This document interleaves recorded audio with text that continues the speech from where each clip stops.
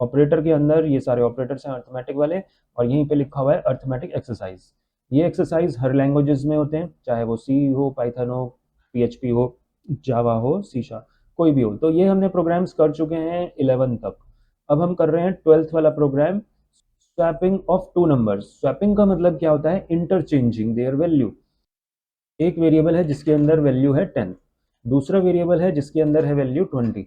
मैंने इनकी वैल्यू गलत लिख दी है, मुझे लिखनी थी, मतलब इन दोनों की वैल्यू मुझे इंटरचेंज करनी है।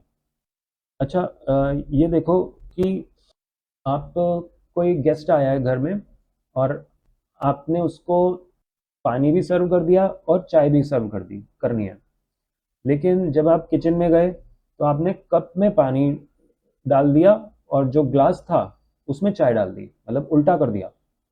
ठीक है, कप में क्या है? पानी है, लेकिन अब आपको उनको इंटरचेंज करना है, तो क्या करोगे? ठीक है, ये कप है और ये ग्लास है। अब क्या करोगे? एक और कंटेनर ले लोगे, इसमें क्या डालोगे?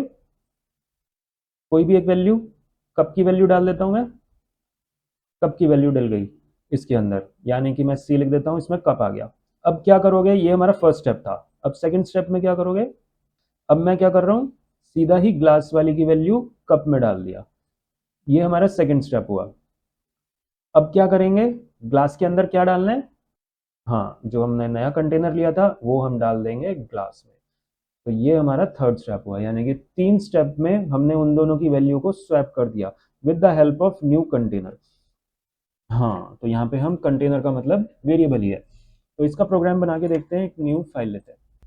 ठीक है, तो यही लॉजिक लेते हैं, और यहाँ पे मैं प्रोग्राम का नाम भी लिख देता हूँ, स्वैपिंग ऑफ टू वेरिएबल्स। तो सबसे पहले मैंने डायरेक्ट वैल्यू स्टोर कर दी है, ए में 10, बी में 20। यूजर से इनपुट करवाना तुम्हें आता ही है, चाहे यूजर से इनपुट करवाओ चाहे वैल्यू डायरेक्ट लिख दो। अब हमें क्या करना है? एक नया वेरिएबल लेना है सी। पहला स्टेप हमारा क्या था? पहला स्टेप था कि ये जो कप है, कप को हमने ए लिया हुआ है, ये बी लिया हुआ है और ये सी है, तो ए की वैल्यू हमने सी में डाली है। कैसे लिखेंगे ए की वैल्यू सी में डालने के लिए? जिसमें वैल्यू डालनी होती है वो लेफ्ट साइड आता है, इक्वल्स टू, और राइट साइड में जिसकी वैल्यू डालनी है। हमेशा जब भी हम वेरिएबल लिखते हैं, जैसे ऊपर वाले को अगर हम देखें तो 10 जा रहा है ए में, 20 जा रहा है बी में, इसी तरह से ए जा रहा है सी में, तो राइट की वैल्यू लेफ्ट में असाइन हो जाती है। तो यहाँ पे हमने सी में डाल दिया ए की वैल्यू, ये हमारा फर्स्ट स्टेप हो गया। अब सेकंड स्टेप में क्या किया था हमने, बताओ?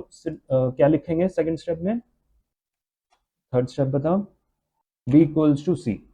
सी में हमने ए की वैल्यू डाली, फिर ए में डाली है बी की वैल्यू, फिर बी में डाल दी नए कंटेनर की वैल्यू यानी कि सी की वैल्यू। फिर 3 स्टेप में हमने इनको स्वैप करा, और अब हम यहाँ पे प्रिंट करवा के चेक करते हैं कि दोनों की वैल्यू क्या है। ए equals to comma A, same B के लिए, B equals to B. Save कर देते हैं एक नया फोल्डर, ये है हमारा आज की डेट के नाम से 05/15, और इसी के अंदर मैंने प्रोग्राम का नाम लिखा स्वैप डॉट पी वाई, अपने आप आएगा।